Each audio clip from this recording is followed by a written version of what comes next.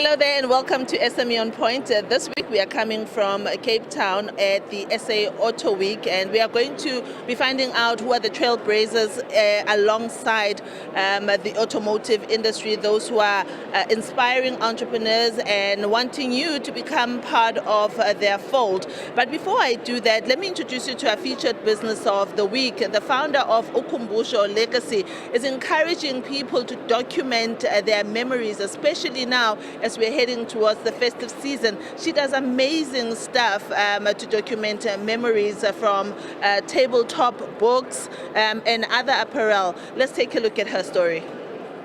Preserving memories links our past and helps us to cherish moments that we may forget. Khopotso Mtwazi, the founder of Ukumbusho, has found her calling in the preservation of memories.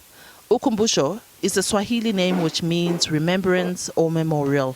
Mtwazi shares the reasons that prompted her to start a small business where she could help individuals and families to capture, document and preserve treasured memories as well as their heritage so that it can be passed on to the next generation. The first being harnessing, enhancing and strengthening the family unit. It was also informed by the experience I had with my father. I think I was probably around 9. That's when I came to comprehend that he had lost his mother when he was 16, right? So he was showing me his album, right? And then there's this one photo, the only surviving photo of my grandmother, right? So that was such a meaningful impact. It left a lasting imprint in my mind and ignited my inquisitiveness about who am I, where do I come from? And I wanted to know how was the character of my grandmother. And my father kept on relating to me the story of my grandmother. There was no document written about her. There was no surviving obituary that had been printed, but this one photo that my dad had kept his whole life. And because he had kept it his whole life, there was a story I was inspired to write about my grandmother. And I kept that one photo throughout my life. Mtwazi says in the age of digital technology, her business has found a way to digitize and restore old photographs, storing them in the cloud.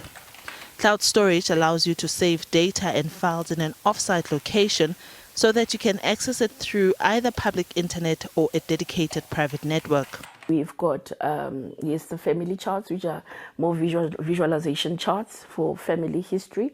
Then we've got memory boxes that we hand wrap ourselves, using our cultural fabrics. So in the memory box, what we do is we compile different legacy products and we contain them in the memory box. So we've got a memory book where we trace the history of the family. And then what we also do, we write different stories about the elders in the family. So we have oral recordings of our grandmothers. And we interview elders in the family. And then what we do is we transcribe what they said into written family booklets. And then if there are any surviving items in the family, then what we seek to do is we seek to preserve them and put them in containers such that those items could be passed on. It could be clothes. Sometimes you keep a clothing item of your loved one, but the next generation is not going to know that was your father's or your mother's and a clothing item. So we transform those clothing items and either make pillows, make family blankets, and integrate them into family apparel. The business was started at the height of the COVID-19 pandemic in 2020. Mtwazi says preservation of memories made the most sense during that time.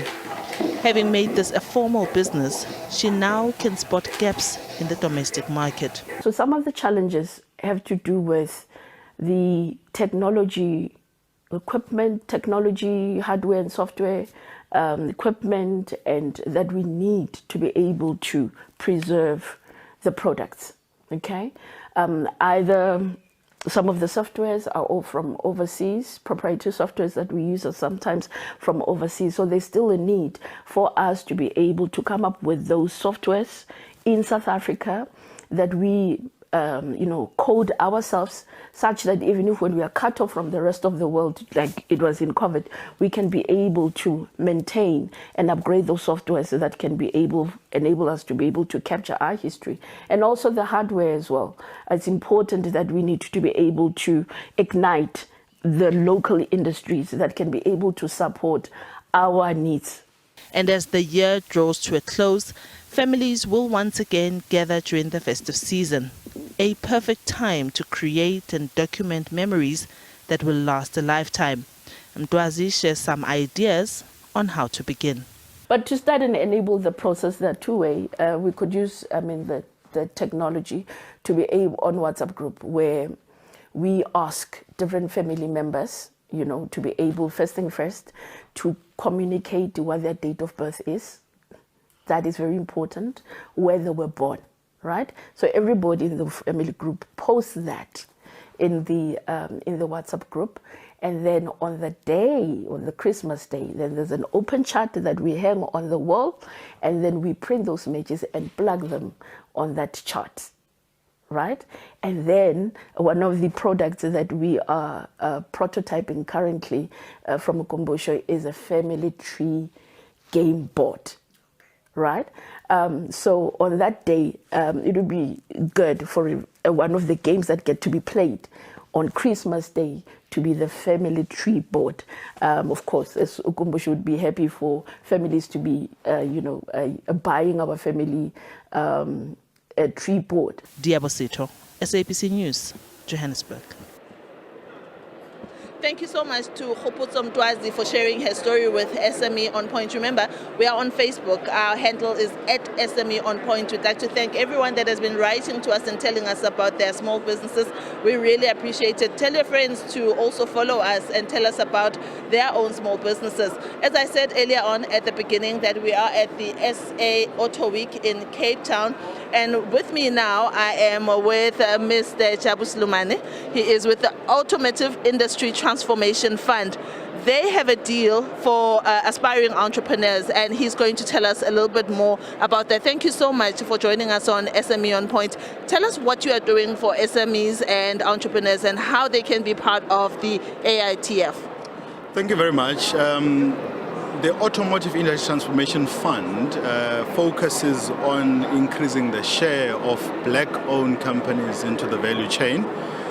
This was an arrangement it was a private-public arrangement between the DTIC and the 7 original equipment manufacturers, meaning companies who are in South Africa manufacturing cars.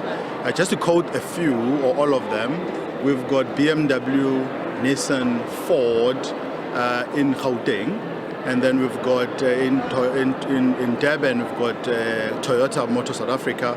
And then in the Eastern Cape, we have VW, Isuzu, as well as Mercedes-Benz. These are our founding members who have put together a fund. So we raise capital from them. This capital is in turn distributed towards the qualifying black-owned entities in the entire value chain of the automotive sector, as it is. Yeah.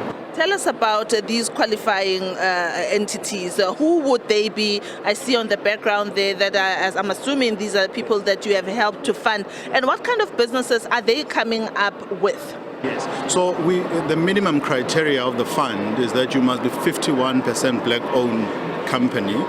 Why is this? Is because the 7 OEMs who are participating were not in a position to sell their own equity as multinationals. So we want that their own value chain is reflective of the equity they couldn't sell. So that is why we're funding minimum 51% black-owned entities.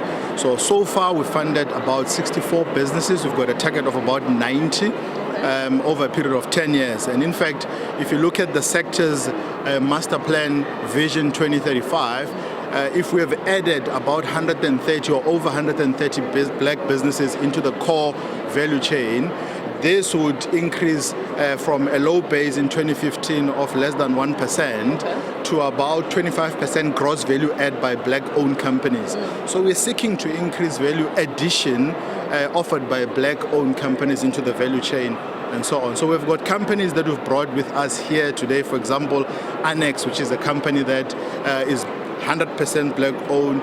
They are working with one of the OEMs converting a sprinter bus into a mini taxi, for example, which is a very fantastic upstream opportunities that we have. So we've got other companies here like your Still Best who are focusing on metal pressing and molding, who are supplying componentry towards one of the OEM local and so on.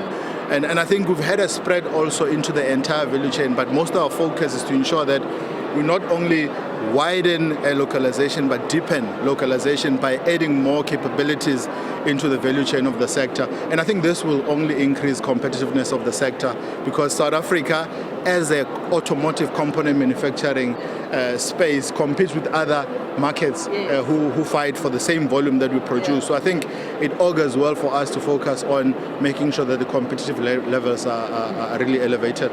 How have you seen this change the landscape within the automotive sector? Are you seeing more people saying, I want to start this business, and the business actually thriving? Those that are not thriving, what is the impediment? So I think what we've done is, so that there are three cornerstones of the fund. One is access to funding. The second is access to market, as well as access to capacity development. So why the three is we want to make sure that there's capital available and accessible, priced in such a way that it doesn't do damage to emerging entrepreneurs' business cases. So we want to ensure that, for example, our pricing is highly competitive for them. And we also have got blended finance instruments that we put in to make sure that we assist beneficiaries. For example, we issue grants and blend them with a lending instrument. But we can also, I think, using capacity development to ensure that we expose them to the sector's nuances, make sure that we support with things like R&D, because in some of the cases, the sector is evolving, and the importance of ensuring that we offer support, that these companies don't have services that are obsolete over a period of time. We get them, we give them support in R&Ds, as well as mentorship, as well as coaching, and just introducing them to other more clients so that we do not have a customer concentration issue. That way we widen the revenue streams of those particular business. And access to market, I think, comes in there to ensure that we balance that. So a lot of them actually have got problems with structuring of the deals when they come to us. So we take pride in that we see ourselves in the beneficiaries' businesses. So instead of send an application, let's see it, we actually co-create the business case to make sure that it's viable and sustainable and so on. I think this is what is different about the fund, and the fact that it's close to the customers. I think it helps to create sustainable businesses. We here on SME OnPoint want you to create more of these entrepreneurs. How can they get hold of you? Yeah, so we've got a website, www.autofund.co.za. It's one way they can get hold of us, and they can visit our social media pages. If they type AITF, Autofund will also show up. They can get in touch with us, and we continue to do general tours, including us having to come here to the convention center, and we'll be moving around in the country to try and meet as much as we can of beneficiaries or potential beneficiaries that we can help. But we invite them to get in contact with us, because we are eagerly waiting to be able to assist them. Right. Yeah. Thank you so much, Jabu. I've been speaking to Jabu Sulemane. He is the CEO of the Automotive Industry Transformation Fund. He's calling on you to come and look them up. If you need help and you have an interest of getting into this industry, they can certainly help. As I said, this week we are coming to you from the SA Auto Week in Cape Town. And as I always say, please remember to support small businesses in your community. Let's make those rands and cents circulate. Goodbye.